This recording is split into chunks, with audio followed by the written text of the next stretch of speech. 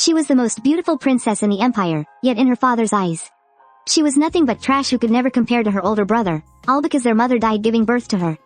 Her father placed all the blame on his daughter. From a young age, she never once felt a day of fatherly love. Instead, she learned early on that she had to give way to her brother in everything. In the girl's eyes, her brother was just a good-for-nothing idiot who couldn't do anything right. But no matter how exceptionally she performed, her father refused to spare her so much as a glance. The man gave all of his love to his mediocre son, leaving his daughter with nothing but his cold, distant back. And so, jealousy blinded the little princess's eyes. She turned her longing for family into hatred, and with increasing cruelty, took it all out on her brother. She was like a child who couldn't get any candy, naively thinking that acting out would earn her more attention. But in reality, a child who isn't loved doesn't even have the right to be willful. Her actions only brought her even harsher punishments. And so, the little princess grew up in agony, living in her brother's shadow. Without the nourishment of love, the last bit of goodness in the girl's heart withered away day by day under the oppression. She grew to despise that stupid brother of hers, even wishing he would hurry up and die. The little princess obsessively thought, if my brother were gone, would my father love me a little more? However, the truth was, even after she killed her useless brother, there was still no place for her in her father's eyes. In that moment, the little princess fell into complete despair. She no longer begged for that unattainable family affection. Instead, she sent the man to hell right along with him. After killing her father and brother, that innocent and kind little princess was gone forever. She began to tyrannically suppress those ministers who opposed her. The girl naively believed that by becoming this person, she would finally be worthy of love, but she never imagined that the man she loved would rather take his own life than be with her.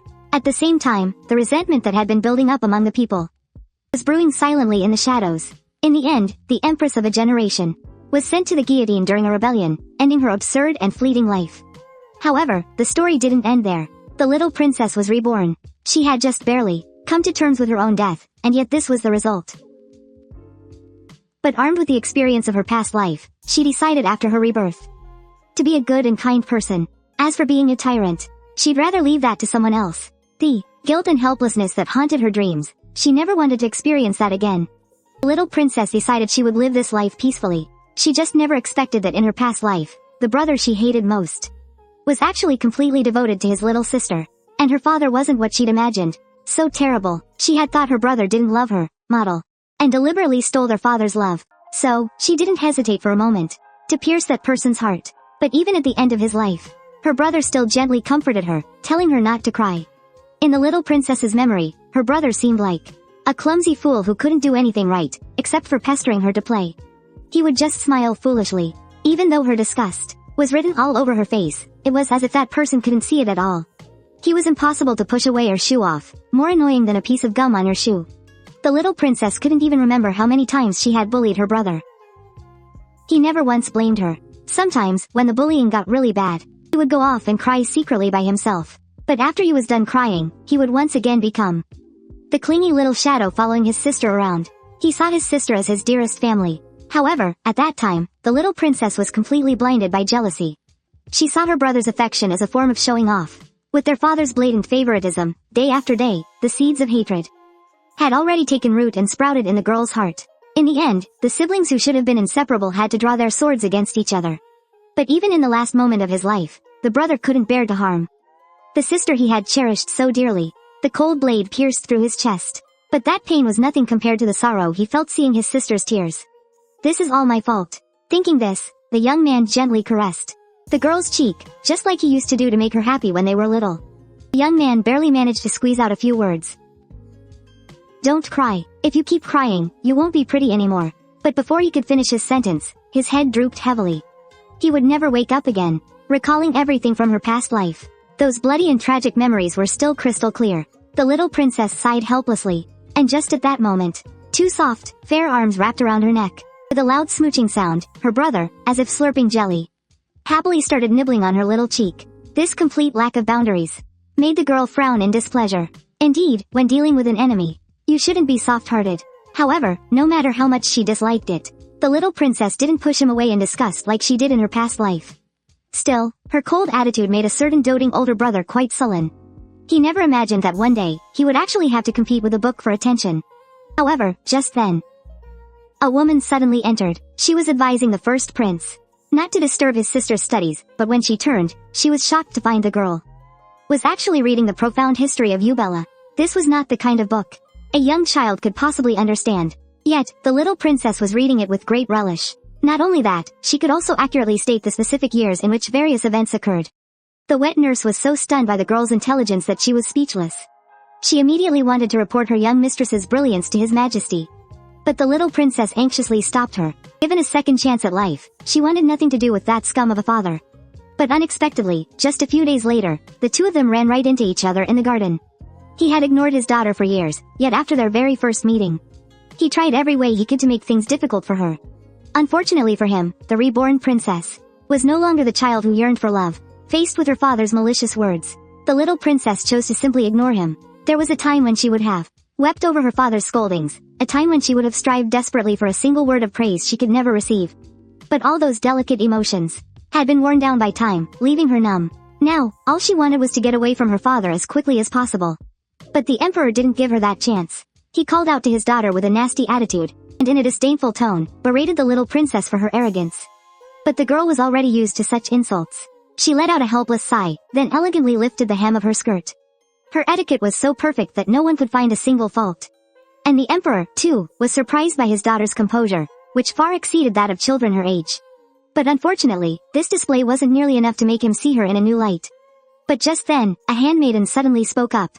She declared that her little princess could recite the empire's 1,000-year history, backward and forward. Now, the emperor's gaze toward his daughter held a new hint of scrutiny. You see, even the most learned scholars in the empire wouldn't dare make such an arrogant boast, so he was certain this was just a childish trick to vie for his favor. But the more he thought that, the more he wanted to expose his daughter's lie. And so, the emperor arrogantly told the little princess to recite it for him. But he never expected that the child would actually push her luck and start bargaining. In truth, the little princess had no desire at all to show off in front of her scum father. Her experiences from her past life had already made her understand clearly that her efforts were nothing more than a self-indulgent joke. Her talents, her swordsmanship, she had learned it all just to please her father. She had never once lived for herself. Thinking of this, the little princess proposed a bet with her father. If she could recite it, she would get a specific reward she named. But if she couldn't, she would willingly accept any punishment. For the first time, someone had been so brazen. The emperor's face instantly darkened. But he had already decided in his heart that this was all just a bluff from the little princess. So, the man chose to concede. He was going to make this dishonest daughter of his a public laughingstock. But the reversal was as swift as it was unexpected. The girl not only recited the complete genealogy of the noble families, but she could also accurately analyze every single important historical event. For a moment, a flash of imperceptible admiration crossed the emperor's eyes. But the very next second, he unhappily furrowed his brow, because no matter how brilliant this daughter was, as someone who couldn't use spirit power, she would always be a stain on the royal family. And what's more, she was the one responsible for the death of his beloved wife. At this thought, the man's eyes, as he looked at his daughter, once again filled with disgust. Little did he know that one day in the future, he would spend the rest of his life regretting what he did today. She didn't want the love her brother offered her, because the little princess felt that her despicable self was not worthy of her kind brother. She was a rat in the gutter, mud that could not bear the light of day. After doing so many wrong things, she didn't deserve her brother's forgiveness. So when the first prince came looking for her, the little princess chose to silently run away. In this life, she no longer dared to hope for her family's love. However, she never expected her brother had come to find her to show off the new elven magic he had just learned. Watching the balls of light dance in the air, the girl once again fell into a painful memory. In her past life, until the day she died, she had never been able to summon a light spirit, and because of this, the emperor saw her as a stain on the family. She was even completely excluded from all traditions. She wasn't allowed to go to school with her brother, and the rumors among the people were all disgraceful stories about her. In the face of such unfair treatment, the girl had cried and thrown tantrums, and in the end, chose to overthrow the government. She seized the authority of the spirits with her own hands. And all of it was just a performance for her father to see. Until her death, she was trying to prove that she, just like her brother, was worthy of being loved. But in the end, all she earned was a disgraceful reputation and a ruined life. At this thought, the little princess took a deep breath. She couldn't let that unbearable past disturb her thoughts. Just as she was about to sneak out through a side door, she ran straight into someone. She fell heavily to the ground, but it was as if she couldn't feel any pain. Because this black-haired boy was the man she had loved but could never have in her past life. In an instant, tears welled up in the little princess's eyes. Along with the joy of finding something she had lost, there was also endless guilt. In the past, she had been so delusional, forcing him to marry her. even though she knew perfectly well that Taiwan was in love with someone else. She naively thought that by giving her all, she could earn the right to be loved, but she didn't realize that by doing so, she would only invite deeper disgust. But back then, she was like a self-righteous clown, stubbornly believing that if his lover was gone, Taiwan would be able to fall in love with her. But she never imagined that he would rather die than see her even one more time. As this thought crossed her mind, tears streamed down the corners of the girl's eyes. She was like a child who had done something wrong, pitifully telling Taiwan she was sorry. But the boy thought he was the one who had hurt her. He gently offered his handkerchief, but he never expected that. Not only would the little princess not blame him, she would also sadly say how much she missed him. Her strange behavior left Taiwan completely baffled. He was sure he had never met such a beautiful child before. But in the next second, the first prince suddenly appeared. Seeing his little sister's tear-streaked face, he immediately punched his friend in the face. His little sister was bullied to tears right in front of him. So the first prince, without another word, started throwing punches at his friend. Dorothy? This left little Dorothy completely stunned. She never expected her weak and incompetent brother also had such a violent side. Seeing that the young man was about to keep fighting, the girl quickly put a stop to the whole scene. She didn't want Taiwan to end up hating her because of this. So, she had no choice but to explain to her brother that sand had just gotten in her eye. Even though her injured ankle was still throbbing with pain, she wanted to put her brother's mind at ease. So she pretended to be strong and took a few steps. It's hard not to like a girl as kind as her, especially since she was a noble princess. So, Taiwan gave the little princess a gentle smile and then softly kissed the back of her hand. The distance between them was so close, it was as if all the ugly hatred from their past life had never existed, the little princess told herself, trying to believe it.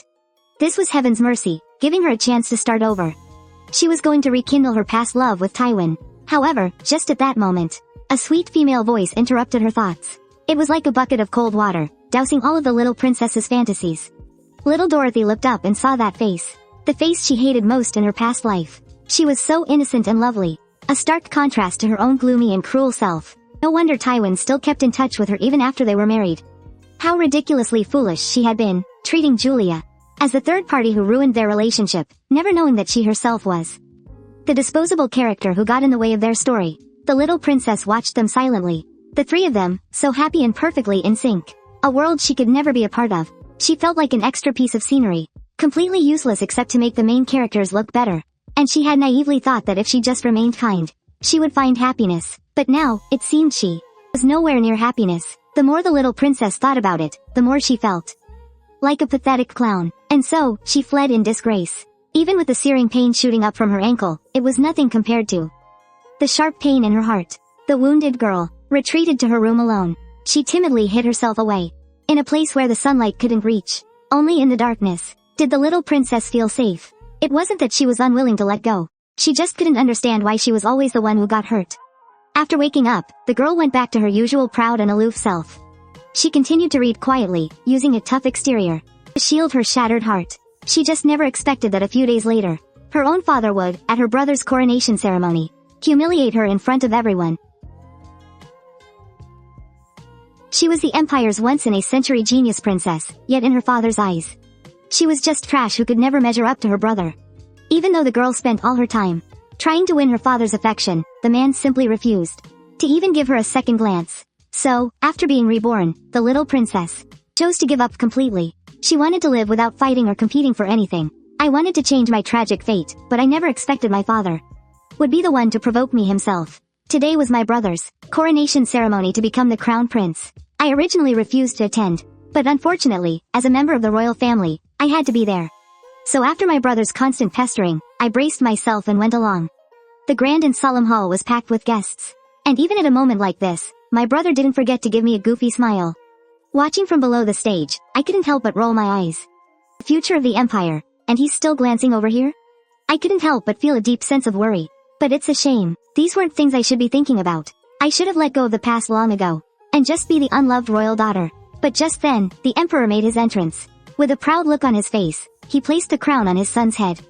That proud expression deeply stung my heart. What does father look like when he looks at me? I guess it's usually just disgust. Thinking of this, the little princess, I sadly lowered my head. I felt like a useless part of the scenery, standing silently on the edge of the crowd, my ears filled with praise and compliments. But it was all for my brother. All I could do was watch from a distance. I didn't even have the right to stand in the same row as them.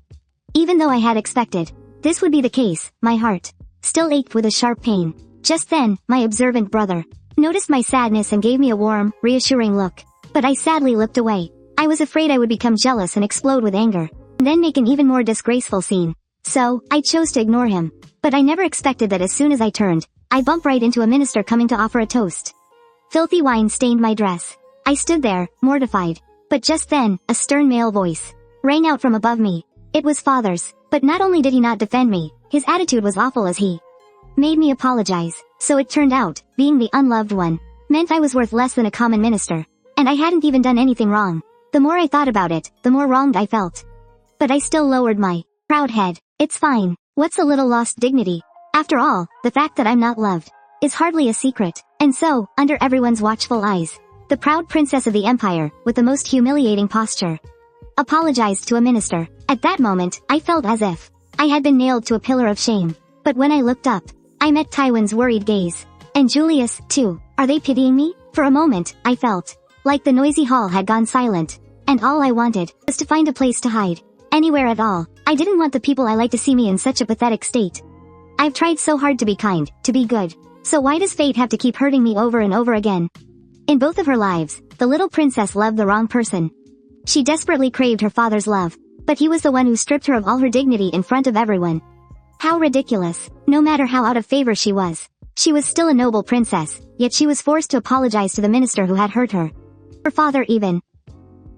Hiding back in her room, the little princess hugged herself, feeling utterly wronged. She didn't cry or throw a tantrum, but her small, curled-up form was just so heartbreaking to see. But right at that moment, there was a sudden knock on her door. Outside, she could hear her brother's worried voice. But to the girl's ears, it was nothing but an irritating noise. Why did everyone have to come and pity her? Was it just because she wasn't the favorite? All she wanted now was to be left alone. Why couldn't they even grant her that one wish? At that thought, the little princess completely broke down. She flung the door open and roared at her brother. But as she turned her head, she saw him, the man she loved. Why would fate treat her like this? First, she was forced to lose her dignity in front of Tywin. And now, she was forced to reveal this vicious, ugly side of herself. Was it all because she was greedy for a love that was never meant for her? Is that why fate had to snatch away even her chance to repent? At this thought, the little princess fled once more. She slammed the heavy doors of her bedchamber shut. Then, she collapsed against them. She could still survive losing her family's love by lying to herself, but after losing the man she loved, she had absolutely nothing left. Even if she didn't want to admit it, the little princess also understood that she and Tywin could never be together again. After that day, the girl came down with a serious illness. She was feverish and in pain, and lay weakly in bed. But the only one by her side to care for her was a single, clumsy maid. Well, it made sense. Her father was probably wishing she would just hurry up and die. And her brother, he must have started to hate her by now, too. The little princess thought, giving up on herself. But she never expected that the crown prince would actually come to see her. The young man stood awkwardly, half hidden behind the door, only stepping inside sheepishly after his sister noticed him. In his hands, he held a basket of fresh tomatoes still glistening with morning dew. It was an apology gift he had prepared for his sister. He felt terrible for making his sister cry at the coronation ceremony. Fortunately, this time the little princess didn't push him away like she did that day. So, he kindly suggested that his sister should leave the palace for a walk. Being cooped up in her chambers all day would make her sick with sadness. He just never imagined that his innocent suggestion would push the little princess into hell. They were inseparable twin siblings. But their father only loved her brother, the one who could use magic. As for his kind and innocent sister, not only was she unloved, but when she was kidnapped, no one even came to save her. After being publicly humiliated that day, the little princess finally learned her lesson. As the unfavored child, she no longer dared to ask for her father's attention. She didn't even want her title as a princess anymore. All she wanted to do now was give up, but her doting older brother simply wouldn't allow it. He couldn't bear to see his dear sister waste away in negativity, so he tried every trick in the book to coax her into going out, from pestering her relentlessly to begging pitifully like a little puppy. He even kept slipping invitation notes into his sister's books. The first prince had truly exhausted all his options. Finally, his sister agreed to his request to go out for a change of scenery. However, there was one condition: she wouldn't take her clingy brother with her. Hearing this, the first prince felt both relieved and sad. But for his sister's happiness, this little slight was nothing. So, with the help of her handmaiden, the little princess changed into her prettiest dress. Looking so sweet and adorable, she resembled an exquisite doll in a shop window. Afterwards, the princess and her servant arrived at the most bustling street in the empire. This was the first time the little princess had left the palace since she was reborn. The bustling market left her stunned for a moment. In her past life, she had also set foot on this very land. But back then, all she could see was utter devastation. It was a living hell created by her own hands when she was a tyrant. So this is what a peaceful and prosperous era looks like, without her rule. The little princess's feelings grew even more complicated. But just then, her handmaiden gently took her little hand. The sudden warmth eased the girl's troubled heart. Maybe she should just calm down and enjoy this wonderful peace. So what if she wasn't loved? This was the penance she had to pay. But the little princess never expected that. The more peaceful things appeared on the surface, the more darkness festered in the corners. It grew even more rampant. A lavishly dressed girl became the target for a group of thugs. In a deserted alley, a wicked hand reached out for them. The handmaiden was hit from behind with a wooden club and brutally knocked unconscious, while the little princess, under the effects of a drug, fell into a deep sleep. By the time she woke up again, 3 days had already passed. There wasn't a single part of her body that didn't ache. Having not had a single drop of water for so long also left her incredibly weak. From what she overheard, her handmaiden had already been sent back to demand a ransom, but 3 whole days had passed, and she still hadn't returned. If this kept up, they were preparing to kill the little princess. She was a genius princess of noble status, but as long as her brother existed, what did it matter if she was kidnapped? Her father would only see her as a disgrace. For the first few days, the little princess tried to deceive herself, thinking that no matter how much her father disliked her, he could never bear to let his daughter suffer. But as time went on, the little princess slowly realized that her father didn't care about her life or death at all. The handmaiden who was sent to deliver the message, she had been gone for 3 whole days. That meant the palace wasn't in any hurry to save her. And how ironic, just a minute ago, she was still fantasizing that her father was worried. But in the blink of an eye, reality had shattered her completely. If it had been her brother who went missing, her father would probably have been frantic by now. Perhaps he was even celebrating that it was his useless daughter who had been kidnapped. It turned out, a child who isn't loved can only rely on herself. The little princess's heart ached until it trembled. She could only blame herself for being so foolish. Right now, she hadn't eaten in 3 or 4 days. If this went on any longer, she would truly starve to death. But how could a delicate little girl possibly be a match for 2 kidnappers? And so, the clever little princess thought fast on her feet. She came up with a dangerous plan, one that was enough to save herself. The girl pretended to be a naive, ignorant rich kid. With that innocent, harmless-looking little face, her performance instantly made the kidnappers lower their guard.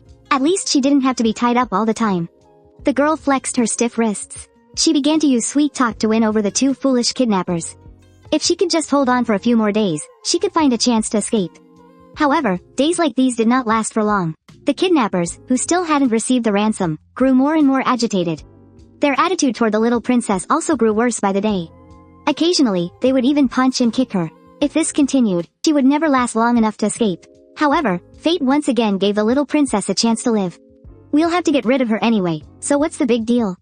On this day, as usual, the 2 kidnappers were discussing the next step of their plan. And just then, a huge poisonous scorpion quietly slipped into the wooden cabin.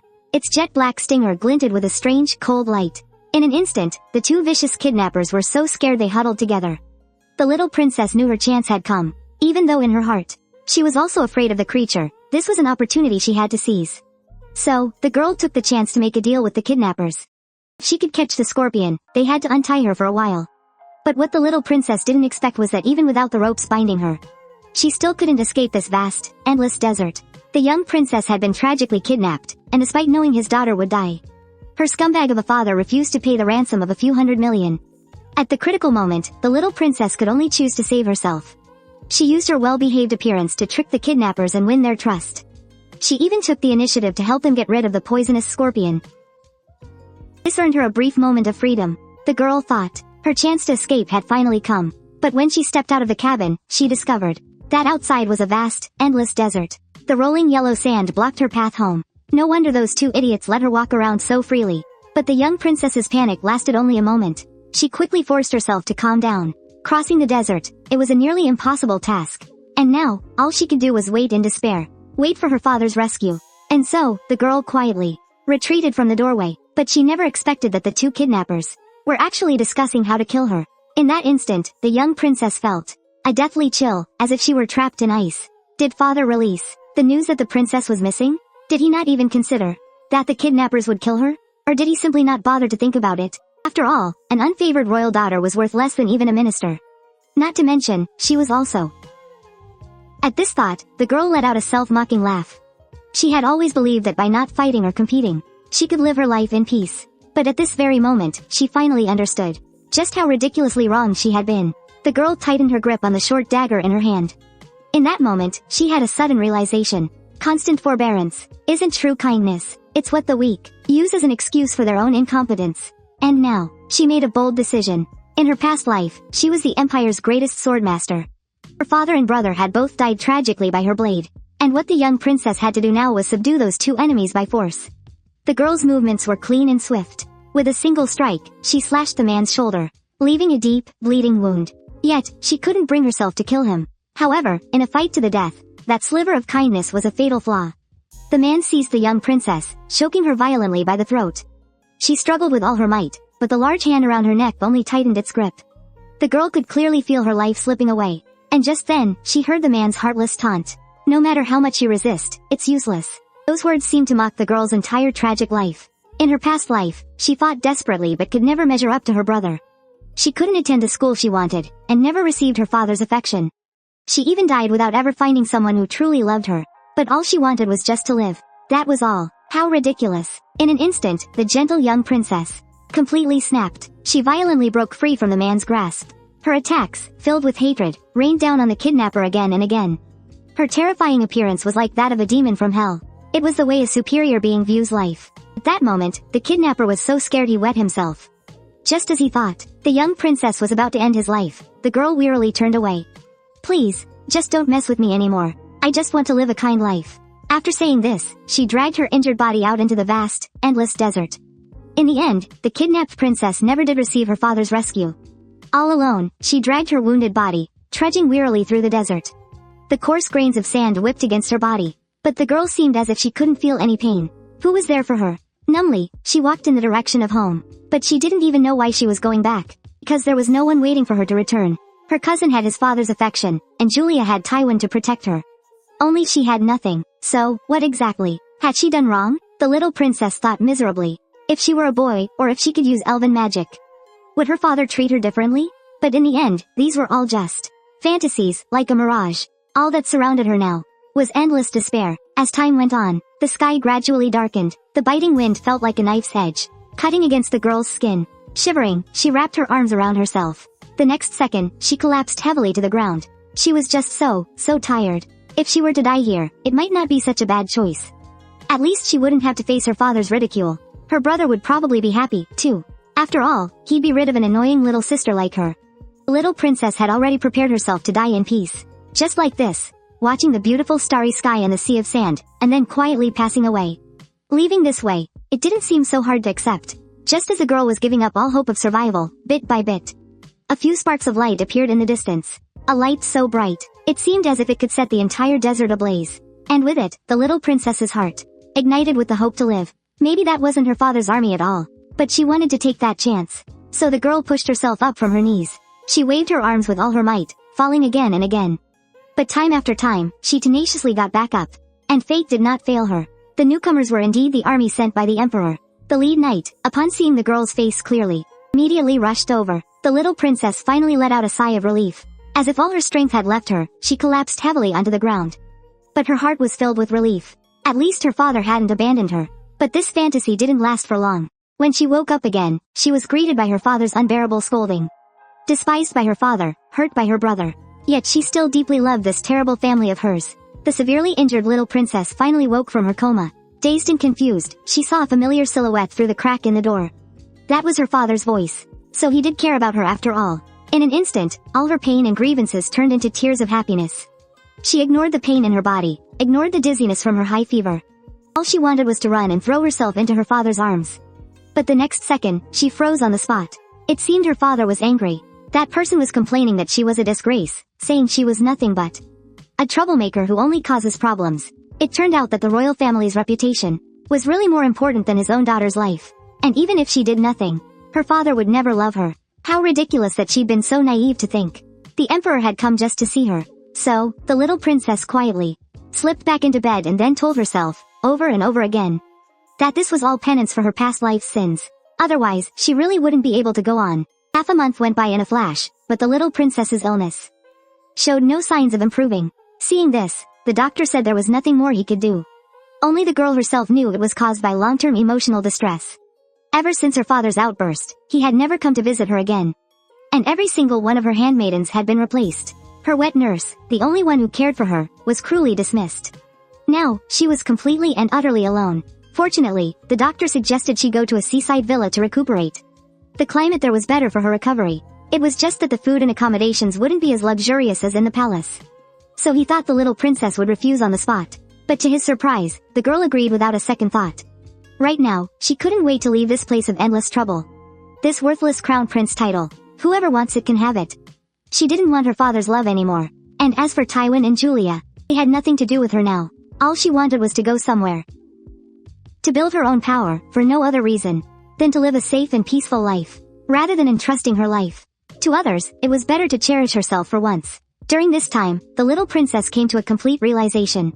True kindness isn't about doing nothing, but about having the power to make the right choice. And so, the little princess made up her mind to go to the seaside to recuperate. She thought when everyone heard the news that she was leaving, they would all be happy. But she never expected her brother and Tywin to be so reluctant to let her go. In order to survive, she decided to stay away from her brother. And this, since her rebirth, was the best decision she had ever made. No longer would she yearn for her family's love, nor would she try to please those who had hurt her. But the little princess never imagined that the news of her leaving to recuperate would barely spread before her brother came rushing to her chambers. The young boy looked at her with a wronged expression. His big, teary eyes like those of an abandoned puppy. He pleaded with his sister, asking if she could please stay. They had even promised each other they would go to the best academy together. But the little princess coldly cut him off. In her past life, she too had fantasized about that. That's why she had studied so desperately, just to get into her dream academy. But she should have known long ago that father would never allow a useless girl with no magic to parade around in social circles. He would never allow a stain on the royal family to be known by all. House arrest was already a kindness to her, greatest kindness. So what if this is a story about being reborn? It's better to recuperate by the sea. Out of sight, out of mind. The first prince wanted to say more, but the young princess had already coldly dismissed him. All the young man could do was turn away, his eyes filled with disappointment. In the blink of an eye, 3 days had passed, and the girl had finished packing her bags. As she prepared to leave, the one she was most worried about was Tywin, but the thought of who was by his side, with Julia keeping him company, made her heart ache uncontrollably. And just then, from behind her, came a familiar voice calling out to her. It was Tywin. Was Tywin here to see her off? For a moment, the girl's heart began to flutter uncontrollably, but in the next second, she wore a look of despair. She didn't want to face Tywin at all. He was already surrounded by a large group of loyal companions. Compared to them, she felt like an unnecessary background character. Just as the young princess was about to turn and leave, Tywin was already by her side. The young man's eyes were filled with sorrow as he pulled a handful of colorful candies from his pocket. Did he prepare these because he was worried she'd get carriage sick? The girl's little face instantly turned as red as a ripe apple. She quickly snatched them from Tywin's hand. Then, she heard the young man's sad plea for her to stay as he mournfully spoke of his regret about their parting. But the young princess's thoughts were already a tangled mess. Could it be that she still had a chance to win Tywin back? But in the next second, she dismissed her own unrealistic fantasy. It was better to just leave. Wasn't being hated in her past life enough? And so, the young princess quickly turned and walked away, leaving Tywin all alone. Standing there forlornly, the young man's hands clenched into fists. He had probably fallen for her, hadn't he? But unfortunately, this budding affection was destined to wither away before it could even be spoken aloud. So, Your Highness, could you please come back soon? The young princess would never hear Tywin's words of love. By now, she was already seated in the speeding carriage. Holding onto the deep reluctance to leave her beloved, she took the handkerchief and candies and held them close to her heart. It was time to say goodbye to the past. She was going to embrace her new life. From the day she was born, the girl had never once smiled. Because as a princess, she wasn't worthy of smiling. She had to maintain the most elegant etiquette at all times. But even so, she still couldn't win her father's affection. In the Emperor's eyes, she could never compare to her brother, who could use magic. Her very existence felt like a mistake made by God. Useless for anything other than causing trouble. And so, the young princess ran away. She escaped from that suffocating royal palace. With her own hands, she severed her longing for familial affection. She had thought her future life would be plunged into endless darkness, but she never expected. Now that she was away from those who didn't love her, her world finally regained its vibrant colors. The air by the sea was so fresh. Every part of her could feel the taste of freedom. And just then, a gentle female voice called out from behind her. This was the new handmaiden the Emperor had arranged for her. It seems she didn't yet know that she was supposed to be taken care of. A princess who had fallen out of favor. Otherwise, she would have left long ago, right? The little princess thought bleakly. But then she saw a tall man walk out from behind the handmaiden. The familiar face made the girl's heart leap in shock. This was clearly the man who died by her hand in her past life. The vice captain of the Night Order. She vaguely remembered it. Back then, she had just been crowned empress, and her strength and swordsmanship were unmatched in the empire. But the man before her had refused to follow her, even if it meant death. And so, she had mercilessly slit his throat with a single slash of her sword. However, fate always has a twisted sense of humor. In this life, at her lowest point, this arrogant man had become her one and only subordinate. The little princess couldn't help but feel a pang of sympathy. Sticking by her side, he'd probably never have a chance to get ahead in life. And so, on some strange impulse, the girl raised her hand. She had intended to give the knight a polite handshake, but after waiting for a while, she got no response from the man. The little princess couldn't help but grumble to herself. This guy is just as arrogant as he was in my past life. I really should just throw my sympathy to the dogs. But the very next second, the man actually gave her a dramatic high five. And from that moment on, the lonely little princess finally had a companion. After returning to the villa, the girl sat down at her desk. She thought for a long time before finally writing on a piece of paper a kindness checklist. Since she was preparing to embrace a new life, she needed some brand new goals. But how exactly does one live kindly? The thought left the little princess stumped. Just then, the handmaiden came in with some snacks, so the girl asked her the question that had been troubling her. But in her carelessness, the checklist on her desk was exposed. Seeing it, the little handmaiden couldn't help but chuckle. She had to admit, living kindly was a really childish goal. But what she didn't know was, those few words held the very reason for the little princess to keep on living. In the end, the handmaiden suggested that the little princess try to smile more. Kind people, for the most part, tend to smile a lot. This suggestion gave the little princess pause. Her brother was someone who smiled a lot, which is why so many people liked him. But I'm always so cold and expressionless. No wonder everyone hates me. The little princess tried her best to recall the few happy memories she had.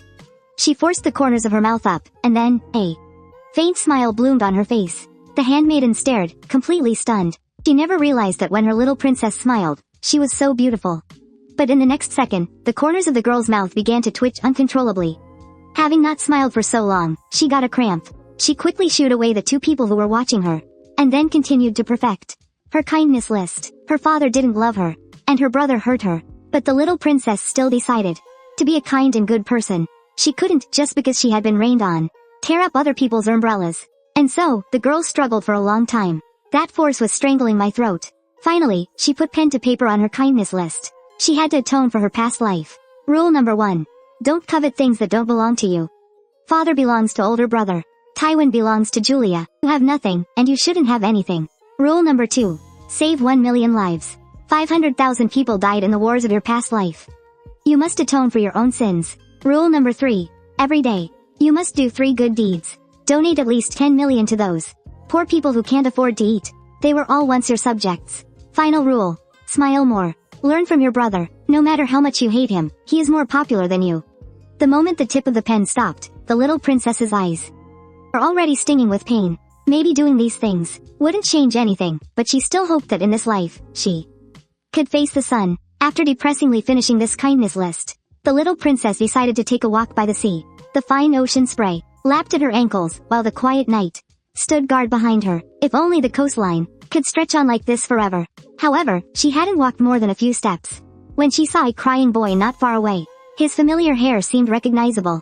It was only when she got closer that she realized it was actually the man who caused her death in her previous life. Right now, he looked like a crying porcelain doll. But who could have guessed that this was a minister as dangerous as a poppy? He was like the serpent that tempted Eve, luring the little princess step by step down the irreversible path of patricide and fratricide. The girl, blinded by hatred, eventually stepped into the abyss. And this man used his silver tongue to clear his own name. How laughable. The day before, he had kissed the back of her hand like a knight. The very next day, he sent her to the guillotine with his own hands. But looking at this delicate boy in front of her, the little princess couldn't bring herself to feel any hatred. This wasn't the one she knew at all. That cunning man. If Yiru hadn't done those terrible things in their past life, could he also have a brand new life? At that moment, the little princess silently added to her list. She added one more item. Save the misguided youth, Yiru. She forced a smile onto her face. But just as she got close, the boy suddenly jumped up and ran away. Looking as panicked as a frightened little white rabbit. not giving the little princess even the slightest chance to make them stay. Little Doro, who was eating, instantly lost her mood for a walk. However, on the way back, the sight of the boy crying kept replaying in her mind. Having escaped the royal camp, the little princess decided to completely slack off. But unexpectedly, this side of her actually won everyone over. At her Goo Goo Comics. At this very moment, the girl was sitting elegantly on the sofa. She was surrounded by a large group of noble ladies overflowing with motherly affection. In their eyes, little Dorothy was the most perfect child in the entire world. At only 8 years old, she was like a little adult. Her incredibly cute appearance, paired with a mature and steady personality, plus a serious little face that was naturally adorable, made her basically a little angel in real life. If it weren't for the fact that this child was a princess, this group of noblewomen would have definitely. So, after hearing that the frail little princess couldn't go outside, the aunties' sympathy reached its peak. They wished they could personally brew medicine to cure the girl, but the little princess felt helpless. This whole situation was just awful. It was like having a dozen older brothers arguing non-stop in her ear. But her upbringing as a princess forced her to maintain perfect etiquette. However, just then, a gentle-looking woman caught her attention. This person seemed to be Ethan's mother. The woman smiled and invited her to come visit her home. The little princess immediately accepted. She was, in fact, a little worried about Ethan. In her memory, that child was actually the unloved illegitimate son of the Bolantai family. His father saw him as a disgrace, always favoring his eldest son, who had a pure bloodline. So, in some ways, the little princess and Ethan were very much alike. They were both children unwanted by their parents. The little princess wanted to save this poor boy. At the very least, she couldn't let him become a villain burdened by sin like in the last life. So, the next day, the little princess went to Ethan's house. Greeting her was the very minister who had spilled wine all over her at the banquet. The girl didn't want to bring up that painful memory, so she got straight to the point and said she wanted to see the young master of the ducal house. Upon hearing this, the man's face lit up with joy. He thought it was his own eldest son, who had earned the princess's admiration. It's just that the boy had gone to the Empire's best academy, and for the time being, he didn't have time to come home. However, the little princess stated that the person she wanted to see was Ethan. At this, the Duke's expression instantly became awkward. Meanwhile, the girl, in her mind, sneered coldly. This man had probably forgotten he had another unloved younger son at home, right? He was just like her own cold-blooded father. Exactly the same. She then saw the man and his wife. They muttered a few words under their breath, then put on a wide smile and announced that Ethan wasn't feeling well, which is why he didn't come to the front hall to greet the princess. It seemed the two of them misunderstood and thought she had a crush on Ethan. But that didn't matter. She just so happened to need an excuse to visit often. And so, under the arrangement of the Duke and Duchess, she once again met the man who had killed her in her past life. She had to admit, as a child, Ethan was really cute. However, they had barely exchanged a few words when the boy suddenly planted a kiss right on the little princess's cheek. The manipulative scoundrel who had killed her in her past life was actually this adorable as a child, looking so pitifully sweet. Just like a pure, innocent little rabbit. However, the little princess knew that this was all a facade, because Ethan also had a secret no one else knew. Whenever he was lying, he would unconsciously furrow his brow. So all those sweet things he'd said earlier were all lies. He was probably just trying to use her to escape from the ducal manor. The little princess subconsciously stared at Ethan's brow, but her gaze was a little too intense. And after a moment, the boy nervously touched his chin. Is there something on my face? The little princess froze. She couldn't just call him out for lying, could she? But what kind of excuse could she come up with now? After racking her brain, the little princess decided to just throw caution to the wind. She stated calmly, "You have handsomeness on your face." The moment the words left her mouth, the princess cringed so hard. How could she have come up with such a cheesy explanation? Girl wished she could just bury herself on the spot. However, she never expected that before she could even blush, the cute little boy got shy first. The boy stammered, covering his small face, his shocked expression making it look like he was the one who'd just been hit on. If this had been her past life, he would have shamelessly agreed. The girl couldn't help but wonder if she was being too prejudiced against him. But in the next second, the boy suddenly walked over. Before the little princess could even react, his soft lips had already landed on her cheek. Ethan's expression was focused and full of affection. It was just a shame the princess couldn't see it. At that moment, she was as red as a ripe apple. Even the pale tips of her ears were flushed a brilliant crimson. What on earth is he doing? How can he just kiss someone without any warning? But looking at the boy's innocent smile, the princess couldn't bring herself to say a single word of blame. Heaven knows she had absolutely no resistance to sweet talk. And so, the princess became even more determined in her decision to change Ethan. If both she and he could live kind lives, maybe they could have a different, happy ending. Over the next few days, the little princess and Ethan gradually grew closer. She had to admit, a cute boy who knew how to act adorable was really her weak spot. The girl gradually began to forget the pain that Tywin had caused her. She no longer even wanted to read the letters her brother sent her. She was enjoying her new, carefree life, free from the people who had hurt her. She even found herself smiling more than ever before, and in the blink of an eye, the little princess was celebrating her 9th birthday. Every year before this, the girl had spent it all alone. She just never expected that this year, she would actually have someone to spend it with. Because no one ever remembered, for 9 years, she never dared to celebrate her birthday. There were no pretty gifts, nor any warm wishes. There wasn't even a single cake to call her own. Gradually, the girl learned not to get her hopes up. However, little Dorothy never imagined that after leaving her family, she would actually receive the first birthday gift of her life. That day, just like any other, the little princess woke up early and went to the dining room. She had no expectations at all that anyone would remember her birthday. But the moment she walked in, the scene before her left her speechless. All kinds of delicious food filled the entire dining table. So, were they celebrating her birthday? A second later, a delicate little party popper burst open right above her head. Happy birthday. The girl's eyes instantly turned red. So, besides that awful family of hers, there were other people who were willing to remember her birthday. Next, the maid invited the little princess for a walk on the beach. However, the sky outside was already filled with dark clouds. But seeing the maid's pleading little eyes, the girl could only reluctantly agree. And so, the two of them walked, one after the other, to the beach outside the villa. The clever little princess had already figured things out. There must be some kind of secret surprise hidden on the beach. Sure enough, after just a few steps, a giant seashell appeared on the ground. The little princess couldn't help but sigh. She was being treated like a child again. Still, this feeling of being pampered wasn't so bad. So the girl started digging with all her might. But there really was only a single seashell on the ground. She looked up, disappointed, only to see another identical one not far away. She had no choice but to follow the trail. Before long, the girl's arms were completely full, but when she turned back, the maid was nowhere in sight. The empty beach was frighteningly quiet. Just then, a blurry figure emerged from the sea fog. Judging by the height, she guessed it was Stephen the Knight. However, as he got closer, the little princess finally saw him clearly. It was actually a toy lion from a fairy tale. She heard him let out a stiff roar, and the girl's lips instantly began to twitch uncontrollably. Hello, I am Leo, the brave lion warrior. The comical voice almost completely disguised the man's real voice. The little princess suddenly realized this was the main character from the picture book she often read. It's just that she had long since replaced the fairy tales pages with darker books. She never thought that these small details would be remembered by the maid. So, this must be a huge misunderstanding. Looking into the big lion's innocent eyes, the little princess suddenly didn't have the heart to expose him. She couldn't betray the sincere hearts of those two people. Even if it was just a moment of falsehood, she wanted to play along with the man. But what would a 9-year-old child do? The little princess struggled for a moment. Finally, she innocently lifted her small face. Did you only come to see me because it's my birthday? Immediately, she saw the big lion squat down in front of her. A large, warm hand patted her shoulder. Happy birthday, Your Highness, little Doro. The voice was still comically distorted. It was so awkward that even the little princess cringed hearing it. But for some reason, the girl's vision gradually blurred with tears. They were all doing their absolute best to protect her sensitive heart. So, she couldn't just give up on herself like she did in her past life. In that moment, the little princess suddenly found the will to live.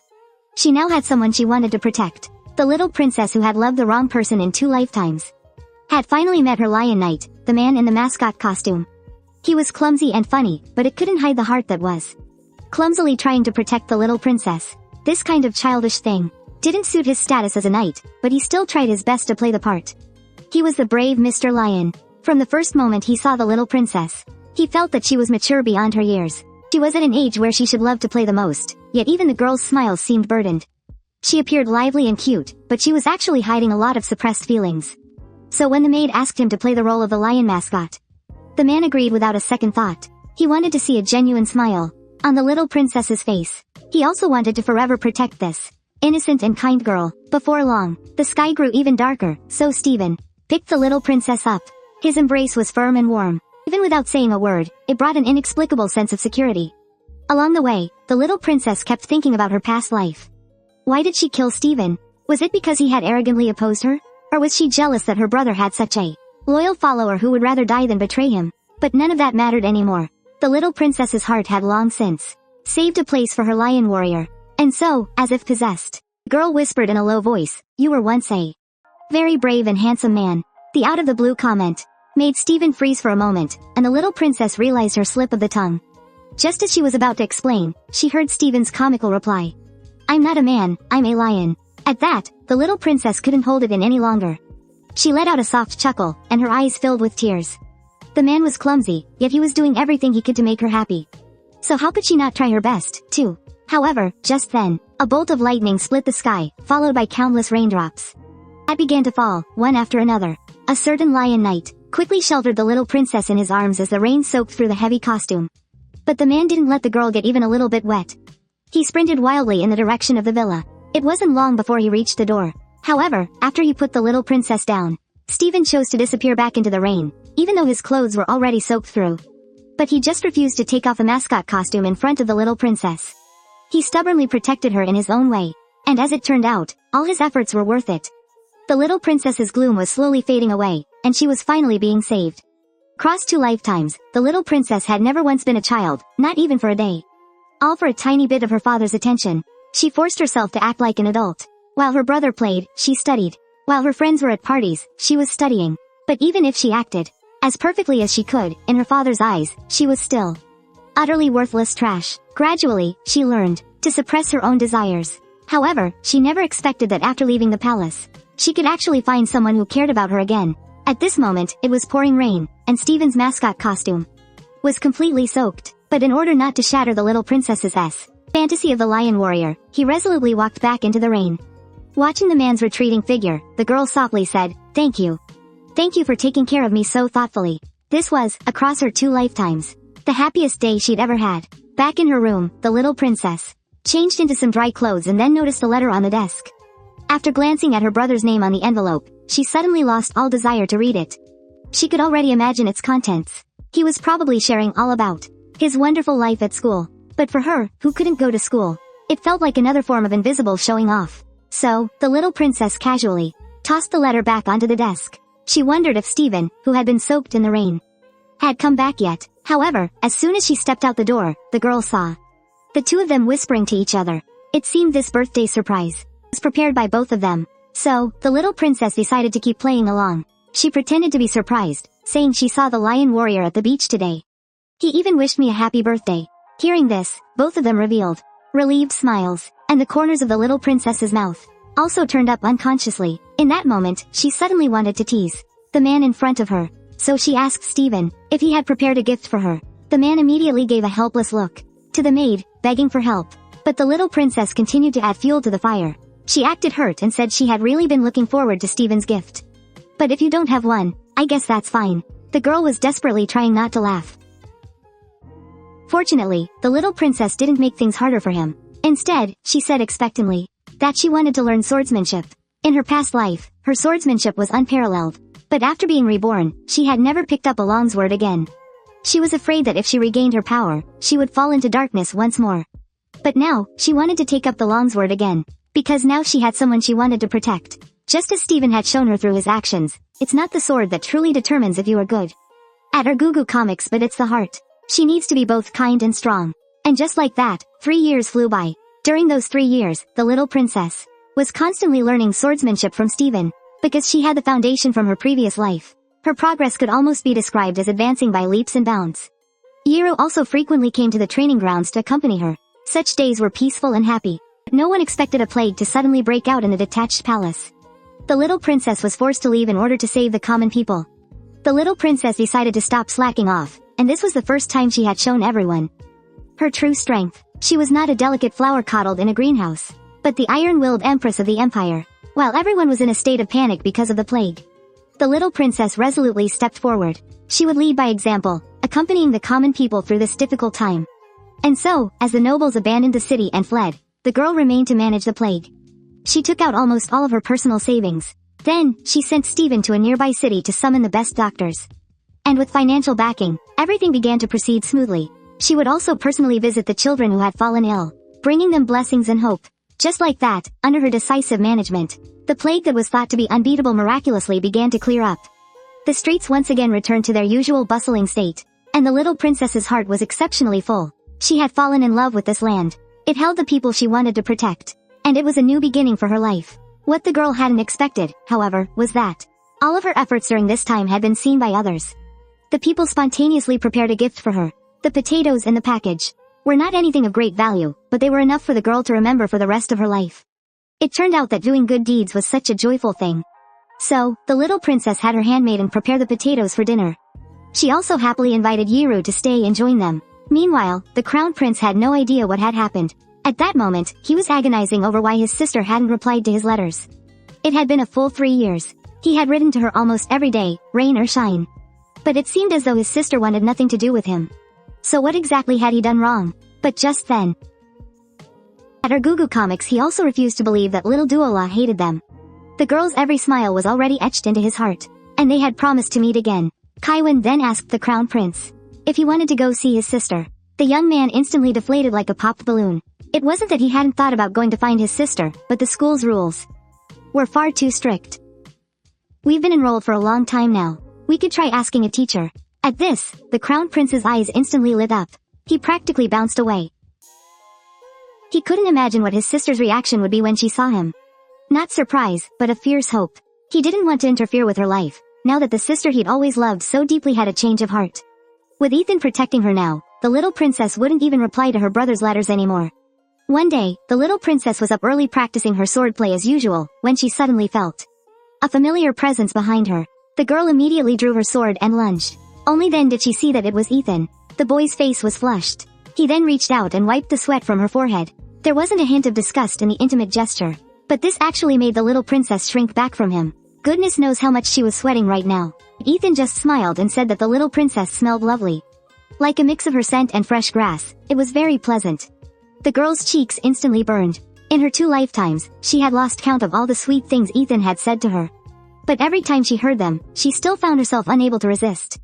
And just then, the boy suddenly took her by the hand. The little princess immediately resisted, saying her hand was sticky and dirty. She needed to go wash it.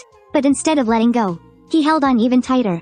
In that moment, the possessive young man had eyes only for his princess, and in little Doro's heart, a subtle change was taking place. She didn't understand it herself. Why was it that, despite the same persistent companionship, when it came to her brother's concern, she just couldn't bring herself to like it? Perhaps it was out of jealousy. Maybe it was because her brother never knew what she truly wanted. After that, the two of them returned to the little princess's chambers. The simple furnishings were completely unfitting for a member of the royal family. Ethan couldn't help but be surprised, but the little princess didn't rush to explain. The truth was, in her past life, she too had enjoyed that kind of extravagant lifestyle. But after being reborn, she realized that material wealth couldn't fill the void in her heart. Even when she wore the most magnificent gowns, she was still just the most laughable clown at the ball. So, rather than that, it was better to use the money for more suitable things. Just then, Ethan suddenly took out a pendant. It was a beautiful ruby that was clearly worth a fortune. However, the little princess refused it without a second thought. The boy's face instantly fell, as if he'd been deflated.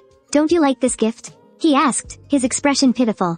His look made the girl feel a mountain of guilt, and she quickly explained. "This necklace is far too valuable. You should give it to someone else, who is close and important to you." However, the little princess never expected that her attempt at consolation would only make things worse. She could see that Ethan was already so hurt that he was on the verge of tears. The little princess had no choice but to change the subject. This boy was just too cunning. If they kept talking, she couldn't be sure that she wouldn't end up just like in her past life, falling into his trap. And so, the little princess tactfully expressed that she had other things to do. But Ethan wasn't listening at all. His attention had been completely captured by the mountain of letters piled on the desk. The boy asked curiously, but the light in the little princess's eyes gradually faded. It was a letter her brother had sent from school. She could feel the care he put into it, but her own feelings of inferiority kept her from opening it.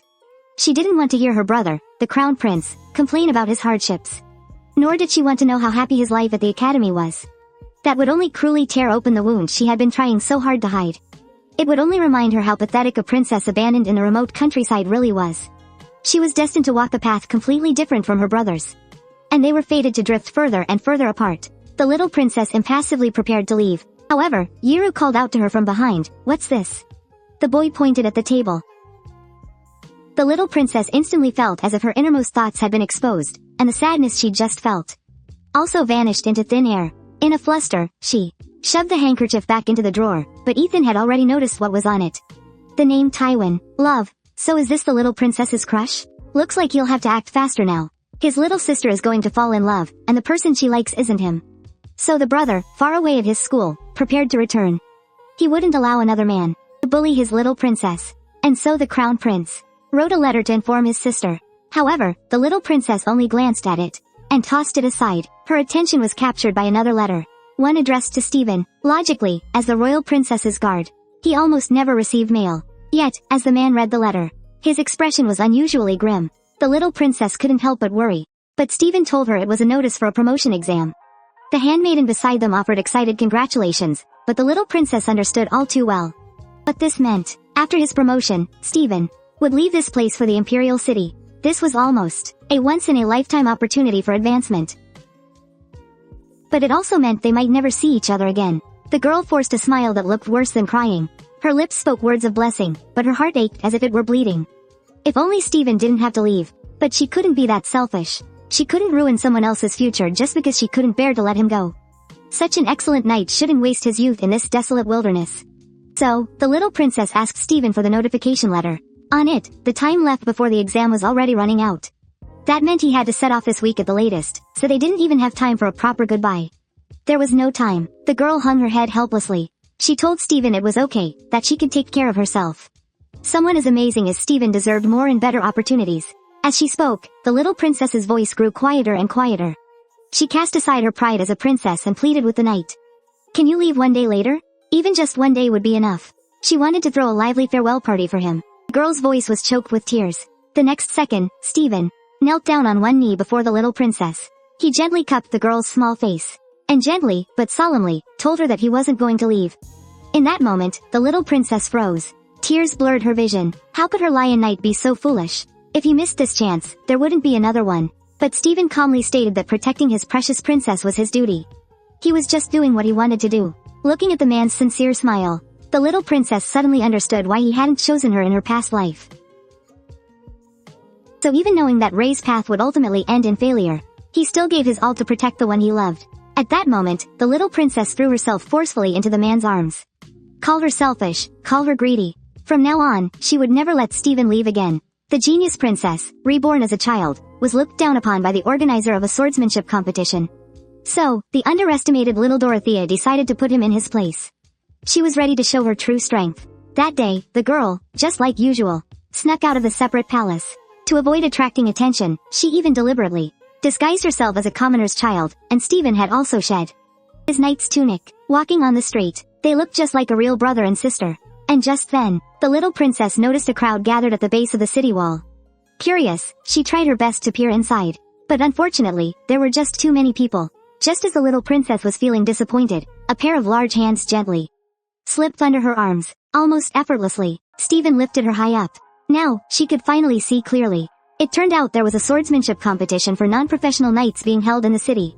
This suddenly piqued the little princess's interest. In her past life, what she loved to do most was to study swordsmanship, but in order to please her father, she had to give up these useless hobbies. Reborn into a new life, she finally had the chance to live for herself. So, no matter what, she had to participate in this competition. So the two of them went to the registration spot. But when the organizer saw the little princess, he immediately put on a scornful expression, as if looking at a joke. He told the girl to hurry home, saying this wasn't a place for a little kid like her to be playing house. His arrogant attitude was infuriating. The notice clearly said that as long as you were old enough, you could compete. However, the organizer went back on his word on the spot. He accused the girl in a harsh tone of having no manners and even started insulting the little princess's parents. This time, little Dorothea couldn't take it anymore. She furiously prepared to draw her sword. She was going to teach this promise-breaking organizer a lesson. However, the next second, Stephen's sword was already slammed into the table. The sharp blade was pressed right against the organizer's nose. The man, who had never seen anything like this, nearly wet his pants in fear. And so, the little princess successfully registered. However, as she walked back onto the street, when she ran into Ethan, at that moment, the boy looked like the lowliest of servants, his arms overflowing with things. And the boy walking ahead of him was annoyed at how slow he was. If she wasn't mistaken, that person must be Ethan's older brother, the legitimate young master of the ducal house. And just then, over where Ethan was, there was a loud crash. The young boy had fallen hard onto the ground. The items in his arms shattered all over the floor, and Ethan's small hand was cut and bleeding terribly. But his older brother not only ignored it all, but instead viciously landed a stinging slap across his face. At this, the little princess could no longer stand by. She had Steven restrain the arrogant boy, and then ran over to check on Ethan's injuries. The boy's cheek was badly swollen, and his misty eyes were filled with injustice. This made the little princess's heart ache for him even more. Although she was still a little skeptical about Ethan being bullied, seeing his pitiful state, the girl just chalked it all up to him just being young. Just then, the Duke's eldest son, who was being restrained, became furious. He loudly questioned the little princess, demanding to know who he was. The girl just gave a cold laugh. In this world, besides her brother and father, no one had ever dared to ask her such a foolish question. She was the imperial princess, hiding her true power. Yet her noble status was being questioned. If you're a princess, then I'm the crown prince. The boy looked completely disdainful, never imagining that the royal family's one and only true princess was standing right in front of him. Originally, little Dorothy had just come out for a walk, but she hadn't gone more than a few steps before she stumbled upon a humiliated Ethan. The boy's cheek was badly swollen, and he looked so pitiful, like a bullied little puppy. The little princess immediately stepped in front of him, but a certain arrogant young master became furious because of this. Do you know who I am? The boy's tone was full of smug pride, but to the little princess, he just looked like a ridiculous clown. Well, do you know who I am? The girl retorted calmly. Her beautiful eyes were filled with danger. The boy felt a sudden, inexplicable sense of panic, but he was too proud and arrogant to back down. What kind of status could you possibly have, dressed so shabbily? He raised his hand, ready to strike, but in the next second, he was stopped by the knight beside her. The boy panicked instantly. The arrogance on his face was replaced by pure terror. But the little princess just watched as if it were a play. In her past life, she would have killed him already. It was a shame that after being reborn, she had decided to be a good person. So, she coldly revealed her identity and warned the young master to watch his behavior. Otherwise, she wouldn't mind becoming a villain again. With that said, little Dorothy pulled Ethan up and turned to leave. Word of what happened today would surely reach the Duke's ears soon enough. Punishment would certainly follow, and what she needed to do now was go home. But the little princess never expected that as soon as she returned to the mansion, she'd run into the one person she wanted to see least in this lifetime. The young man called out sweetly, "Sister," and excitedly lunged towards her the moment he saw her. The sudden affection made the girl flinch away instinctively, but when she looked up, her eyes met Tywin's loving gaze. They were dressed in crisp academy uniforms, looking elegant and proper. It was a stark contrast to her disheveled state. In that moment, the little princess wished she could just disappear. Why, every single time did he have to show up when she was at her lowest? She had already decided to forget the past and live a good life. Why did he have to keep tormenting her like this? It had taken her 3 years for those painful wounds to heal. And now, they were torn open and bleeding all over again. In despair, she pulled her brother back into the room and slammed the door shut. She wanted to sob, she wanted to scream, but in the end, it all turned into a series of sorrowful questions. She wanted to ask her brother if he had ever truly loved her. Why did he bring Tywin here to humiliate her already miserable life? She thought her brother didn't love her, that he even wanted her dead. But she had no idea that the young man before her loved her enough to die for her. In her brother's heart, nothing was more important than his little sister's happiness. But alas, the little princess was destined to misunderstand. Because in Doro's eyes, everything her brother did was hurtful. He monopolized everyone's affection, watched his sister struggle with unrequited love, and then had the audacity to act like some kind of saint. She had already prepared herself for a fresh start. So why did he have to bring Tywin here to provoke her?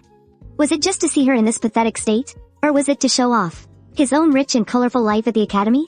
In that moment, sensitivity and insecurity blinded the girl's eyes. She couldn't see the pure tenderness in her brother's gaze. Instead, she stubbornly believed that his appearance was solely to humiliate her.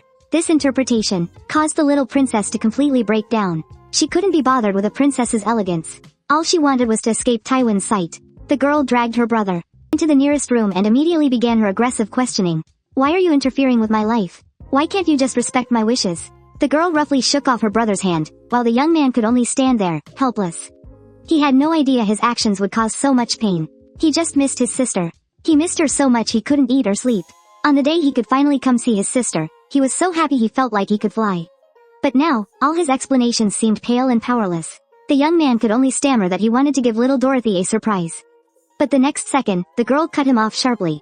She stated coldly, "This isn't a surprise, it's a fright." Her brother started to cry, feeling wronged. But it wasn't because of his sister's scolding. He was just worried that little Dorothy wouldn't speak to him anymore. The young man carefully apologized to his sister, but unfortunately, the little princess wouldn't hear a single word. She wearily rubbed her brow, the irritation in her heart growing stronger and stronger. Her brother always had this look of a victim. Even though she was the one who had suffered all the grievances, in the end, she was the one who looked like some wicked villainess who had done all sorts of terrible things. The little princess's eyes stung and ached, but she refused to show her vulnerability in front of an outsider. She understood clearly that only the favored ones have the right to cry and throw a tantrum. And her tears would only be dismissed as a childish tantrum. Her father's favoritism made her stubbornly close off her heart. But in just a few days, the truth of her past life would be completely revealed. The brother she had always looked down on was actually an incredibly talented swordsman. And in his past life, he had willingly died at his sister's hands. It wasn't until his sister left that her brother and Taewin finally understood their own hearts. The one they had always truly loved was the poor, sweet little Doro. To them, Julia was nothing more than a friend. During the 3 years they were apart, they heard many rumors about the little princess. They heard she had single-handedly stopped a spreading plague. They also heard that she personally cared for the displaced citizens. This was a side of her Taewin had never seen. She was resilient and free. Like a flower blooming on a cliff, even in the harshest of environments. Nothing could hinder her beauty. And in that moment, Taewin suddenly panicked. He was terrified that other suitors would appear by her side. That's why he traveled so far just to visit her while she was recovering. Taewin never expected the little princess to have such an emotional reaction. The girl simply wanted to flee, her body reacting faster than her mind. Taewin grabbed Doro's arm, frantically explaining why he had come. With the utmost tenderness, he told her how he had worried for 3 long years. He had seen her suffering with his own eyes, which made him want to stay and protect her even more. After speaking, the young man reverently knelt on one knee, his expression solemn. It was as if he were proposing to the girl he loved. The little princess froze instantly. Her eyes widened in disbelief, but a sharp pain shot through her heart. She remembered her past life, remembered how she had cast aside all her dignity to desperately plead with him. And how had Taewin reacted back then? It seemed that every single time, he just turned his back on her and walked away. The little princess knew perfectly well that Taewin was in love with Julia. So after her rebirth, she learned to let him go. Her love for Taewin had long since turned to ash. Even as he confessed his sincere feelings to her, she just couldn't feel that spark anymore. The little princess sadly lowered her head, fighting back her tears of grievance. But just then, she heard Ethan calling for her. The boy, his little face red and swollen, whined pitifully for her attention. In that moment, the dark cloud in the little princess's heart suddenly vanished. She shouldn't cling to such a painful past. Instead, she should let go and say goodbye. Thinking of this, she hastily explained that she had to attend to a guest, then grabbed Ethan and fled the scene. The little princess left so quickly that she didn't see Ethan's provocative smirk from behind her. Nor did she see the reluctance in Taewin's eyes. She naively assumed that Ethan was really there for medicine, so she began to patiently search for it in the apothecary. She tried to numb her heart by keeping busy, but the next second, a warm breath brushed against her ear. The little princess's face instantly flushed hot. Although he had been this intimate with her in their past life, that was all a long time ago. She closed her eyes in embarrassment. But the boy's lips were already closing in. His kiss was very light. It even came with a whispered confession. And it was that one sentence, "I like you," that instantly snapped the little princess out of it. The Isan from her past life was just this kind of shameless old fox, always teasing her. This must just be some boring prank, she thought. She didn't dare to imagine that Isan could actually fall in love with her. Focusing on her career was much more reliable. But what the girl never expected was that these two would get into a huge fight over her. The heartbroken little princess started to focus solely on her career, but unexpectedly, after she stopped trying so hard, she ended up winning everyone's affection. Tuan and Isan were fighting for her, getting jealous over her, and even her brother started to develop different feelings for her. Meanwhile, Isan had just been kicked out of the little princess's room when he ran straight to Tuan. Acting all sly and manipulative, he bragged about how he had just kissed the goddess's cheek, and how she had gently applied medicine for him. He said they could see each other every weekend, and spend the entire day together. Isan deliberately exaggerated his relationship with Dora, all to make Tuan back down. He knew exactly who the little princess truly held in her heart, which was all the more reason to push his rival out of the picture. With that thought, the young man blocked Tuan's hand from opening the door and, without batting an eye, told a lie. He claimed the little princess was tired and needed to rest, and the naive Tuan actually believed him. Though his heart was filled with reluctance, he could only leave. And in a place he couldn't see, a certain little schemer revealed a triumphant smile. He wouldn't let anyone interfere with his relationship. So, Tuan and Isan parted on bad terms. But no one noticed. The crown prince, still squatting on the ground. He hugged himself, looking utterly dejected. His mind was filled with the image of his sister's determined rejection. Why didn't she like him? Was it because he wasn't good enough? Is that why she hated him? Compared to his clever sister, he felt like a useless fool. He couldn't even get someone to like him. It was no wonder his sister wouldn't write back to him. Who would like a crybaby fool, anyway? The boy struggled to hold back his tears. His frail body couldn't stop trembling from the sadness. If his very existence made his sister unhappy, then he would turn and leave without hesitation. Just then, a maid discovered the child curled up in the corner. She had already heard that the siblings had argued in the front hall. So she approached and asked how the young prince was doing. But she only saw the crown prince lift his small, tear-streaked face. He didn't know what to do to earn his sister's approval, and the only thing his foolish self could think of was to do the things his sister liked. The maid said the little princess woke up before dawn to dedicate herself to swordsmanship. And so, in the crown prince's heart, a spark of hope was ignited. After all, his swordsmanship was super-duper amazing. The boy pictured his sister's happy face and immediately accepted the suggestion to participate in the swordsmanship competition. But the crown prince never expected that his opponent would be Dora, and the sister he held so dear would end up seriously injured just to save him. The little princess, who had already decided to give up on everything, was now completely heartbroken. But it was only at this moment that her brother and Tuan finally understood how important she was. They were overcome with guilt for neglecting her in the past, but now, it was already too late to make amends. The little princess was so heartbroken, she refused to see anyone. She was like a wounded little hedgehog, using her sharp spines. Desperately guarding that sensitive and fragile heart, Tywin was shut out. He had no choice but to seek the crown prince's help. He wanted to say those words to Duo Luo himself, the apology that was long overdue. But as soon as he stepped inside, the young man noticed a handkerchief on the table. This was from several years ago, something he had casually left for the little princess. He never imagined that after all this time, she would still have it with her, perfectly preserved. The clean handkerchief was carefully folded into a neat square. That alone was enough to show how much its owner cherished it. In that moment, deep in Tywin's heart, hope was rekindled. Maybe he still had a chance to win her back. And so, that very evening, the young man appeared outside the girl's window. At that very moment, little Dorothy was sighing deeply at the moon. Had she gone too far today? Then again, maybe it was for the best. At least no one would bother her anymore. She didn't want to be like she was in her past life. A tyrant consumed by love. Instead, she wanted to help others. During her time in this remote town, she had witnessed so much of the world's suffering. She saw the common people struggling in the agony of poverty. And she also saw their simple, heartfelt gratitude after being helped.